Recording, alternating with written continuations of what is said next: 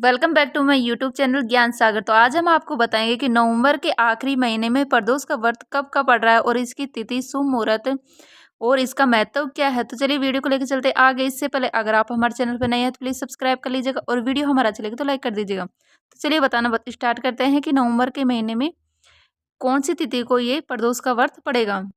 तो प्रदोष का व्रत भगवान शिव जी की पूजा के लिए समर्पित होता है। हर महीने में 2 प्रदोष व्रत रखे जाते हैं। अब नवंबर के महीने में आखिरी प्रदोष रखा जाएगा। ऐसे में आइए जानते हैं नवंबर महीने का आखिरी प्रदोष व्रत कब का रखा जाता है। तो हिंदू धर्म में प्रदोष व्रत का बहुत ही अधिक महत्व है। प्रदोष का व्रत हर महीने की शुक्ल पक्ष और कृष्ण की त्रयोदशी तिथि के दिन रखा जाता है। शिव पुराण के अनुसार प्रदोष का व्रत रखने से साधक को सुख समृद्धि की प्राप्ति होती है। इसके साथ ही संतान की तरक्की के लिए भी प्रदोष का व्रत रखना बहुत ही उत्तम माना जाता है। जो प्रदोष व्रत गुरुवार के दिन पड़ता है उसकी गुरु प्रदोष व्रत के नाम से जानते हैं। तो नवंबर के महीने का आखिरी प्रदोष व्रत गुरुवार के दिन रखा जाएगा, इसीलिए ये गुरु प्रदोष व्रत कहलाएगा। तो आइए जानते हैं नवंबर के महीने में गुरु प्रदोष व्रत किस दिन रखा जाएगा। नवंबर महीने का आखिरी प्रदोष व्रत मार्गशीर्ष माह के कृष्ण पक्ष की त्रयोदशी तिथि के दिन रखा जाएगा। इस तिथि की शुरुआत इस साल 28 नवंबर को सुबह 6:23 पर होगी और इस तिथि का समापन 29 नवंबर को सुबह 8:39 पर होगी। ऐसे में गुरु प्रदोष व्रत 28 नवंबर 2024 को रखा जाएगा। इस दिन भगवान शिव की पूजा का शुभ मुहूर्त शाम 5:24 से लेकर शाम 8:06 तक रहने वाला है। प्रदोष व्रत के दिन प्रदोष काल में ही पूजा की जाती है। तो इसकी प्रदोष व्रत की पूजा विधि किस तरह से की जाती है। गुरु प्रदोष व्रत के दिन सुबह स्नान के बाद साफ वस्त्र धारण करें। इस दिन शाम के समय शिव जी की प्रतिमा को चौकी पर स्थापित करें। फिर भगवान शिव को बेलपत्र, फूल, अक्षत और चंदन अर्पित करें। इस दिन शिव मंदिर में भी जाकर शिव जी को गंगा जल अर्पित करना चाहिए। अंत में गुरु प्रदोष व्रत की कथा का पाठ करें और आरती करें। आरती करने के बाद भगवान शिव जी को भोग लगाएं। तो आइए इसके बाद जानते हैं गुरु प्रदोष व्रत का महत्व। हिंदू धर्म में गुरु प्रदोष व्रत का बहुत ही अधिक महत्व है। धार्मिक मान्यता के अनुसार गुरु प्रदोष का व्रत रखने से साधक को अपने शत्रुओं पर विजय प्राप्त कर सकते हैं। इसके साथ ही इसका व्रत रखने से साधक को सुख शांति मिलती है और सारे संकटों से छुटकारा मिलता है। गुरु प्रदोष व्रत रखने से संतान सुख भी मिलता है और वैवाहिक जीवन में मधुरता बढ़ती है। तो चलिए इसके बाद हम जानते हैं प्रदोष व्रत की कथा व विधि। प्रदोष में बिना कुछ खाए व्रत रखने का विधान है। ऐसा करना संभव न हो तो एक समय फल खा सकते हैं। इस दिन सुबह स्नान करने के बाद भगवान शिव की पूजा करनी चाहिए। भगवान शिव पार्वती और नदी को पंचामृत व गंगा जल से स्नान कराकर बेलपत्र, गंध, चावल, फूल, धूप, दीप, नैवेद्य, फल, पान, सुपारी, लौंग और इलायची चढ़ाएं।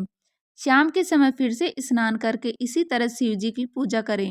भगवान शिव को घी और शक्कर मिले जौ के सत्तू का भोग लगाएं। 8 दीपक 8 दिशाओं में जलाएं। इसके बाद शिव जी की आरती करें। रात में जागरण करें और शिव जी के मंत्रों का जाप करें। इस तरह व्रत व पूजा करने से व्रती की हर इच्छा पूरी होती है। प्रदोष को प्रदोष कहने के पीछे एक कथा जुड़ी हुई है। संक्षेप में यह है कि चंद्र को क्षय रोग था, जिसके चलते उन्हें मृत्यु तुल्य कष्ट हो रहा था। भगवान शिव ने उस दोष का निवारण करे उन्हें त्रयोदशी के दिन पुनः जीवन प्रदान किया था। अंत इसीलिए इस दिन को प्रदोष कहा जाने लगा। प्रत्येक माह में जिस तरह 2 एकादशी होती है उसी तरह 2 प्रदोष भी होते हैं। त्रयोदशी तेरस को प्रदोष कहते हैं। प्रदोष काल में उपवास में सिर्फ हरे मूंग का सेवन करना चाहिए, क्योंकि हरा मूंग पृथ्वी तत्व है और मर्दांगिनी को शांत रखता है। रविवार को पड़ने वाले प्रदोष व्रत से आयु वृद्धि तथा अच्छा स्वास्थ्य लाभ प्राप्त किया जा सकता है। सोमवार के दिन त्रयोदशी पड़ने पर किया जाने वाला व्रत आरोग्य प्रदान करता है और इंसान की सभी इच्छाओं की पूर्ति करता है। मंगलवार के दिन त्रयोदशी का प्रदोष व्रत हो तो उस दिन के व्रत करने से रोगों से मुक्ति व स्वास्थ्य लाभ प्राप्त होता है। बुधवार के दिन प्रदोष व्रत हो तो उपासक की सभी कामनाओं की पूर्ति होती है। गुरुवार के दिन प्रदोष व्रत पड़े तो इस दिन के व्रत के फल से शत्रुओं का विनाश होता है। शुक्रवार के दिन होने वाला प्रदोष व्रत सौभाग्य और दाम्पत्य जीवन की सुख शांति के लिए किया जाता है।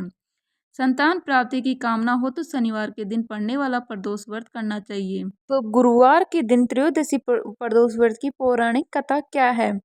इस व्रत कथा के अनुसार एक बार इंद्र और वृत्रासुर की सेना में घनघोर युद्ध हुआ।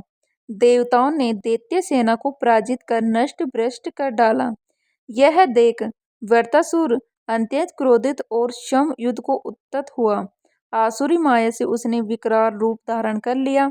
सभी देवता भयभीत हो गुरुदेव बृहस्पति की शरण में पहुंचे। बृहस्पति महाराज बोले, पहले मैं तुम्हें वृत्रासुर का वास्तविक परिचय दे दूं। वृत्रासुर बड़ा तपस्वी और कर्मनिष्ठ है। उसने गंधमादक पर्वत पर घोर तपस्या कर शिवजी को प्रसन्न किया। पूर्व समय में वह चित्ररथ नाम का राजा था। एक बार वह अपने विमान से कैलाश पर्वत चला गया। वहां शिव जी के वाम अंग में माता पार्वती को विराजमान देख वह उपहास पूर्वक बोला, हे प्रभु, मोह माया में फंसे होने के कारण हम स्त्रियों के वंशीभूत रहते हैं, किंतु देवलोक में ऐसा दृष्टिगोचर नहीं हुआ कि स्त्री आलिंगबद्ध हो सभा में बैठे। चित्ररथ के यह वचन सुन सर्वव्यापी शिव शंकर हंसकर बोले, हे राजन, मेरा व्यवहारिक दृष्टिकोण पृथक है। मैंने मृत्युदाता कालकूट महाविष का पान किया है, फिर भी तुम साधारण जन की भांति मेरा उपवास उड़ाते हो। माता पार्वती क्रोधित हो चित्ररथ से संबोधित हुई, अरे दुष्ट, तूने सर्वव्यापी महेश्वर के साथ ही मेरा ही उपहास उड़ाया है। अतएव मैं तुझे वह शिक्षा दूंगी कि फिर तू ऐसे संतों के उपहास का दुस्साहस नहीं करेगा। अब तू दैत्य स्वरूप धारण कर विमान से नीचे गिर। मैं तुझे शाप देती हूँ। जगदम्बा भवानी के अभिशाप से चित्ररथ राक्षस योनि को प्राप्त हुआ और त्वष्टा नामक ऋषि के श्रेष्ठ तप से उत्पन्न वो वृत्रासुर बना। गुरुदेव बृहस्पति आगे बोले, वृत्रासुर बाल्यकाल से ही शिव भक्त रहा है, अतः हे इंद्र, तुम बृहस्पति प्रदोष व्रत पर शंकर भगवान को प्रसन्न करो। देवराज ने गुरुदेव की आज्ञा का पालन कर बृहस्पति प्रदोष व्रत किया। गुरु प्रदोष व्रत के प्रताप से इंद्र ने शीघ्र ही वृत्रासुर पर विजय प्राप्त कर ली और देवलोक में शांति छा गई। अतः प्रदोष व्रत हर शिव भक्त को अवश्य करना चाहिए। तो उम्मीद करती हूँ आज की हमारी ये वीडियो आपको अच्छी लगी तो लाइक करें, शेयर करें, नए तो प्लीज़ सब्सक्राइब कर लीजिएगा। वीडियो हमारा अच्छा लगे तो मिलते हैं इसी तरह की नई वीडियो के साथ। तब तक के लिए जय हिंद, जय भारत, जय श्री राम।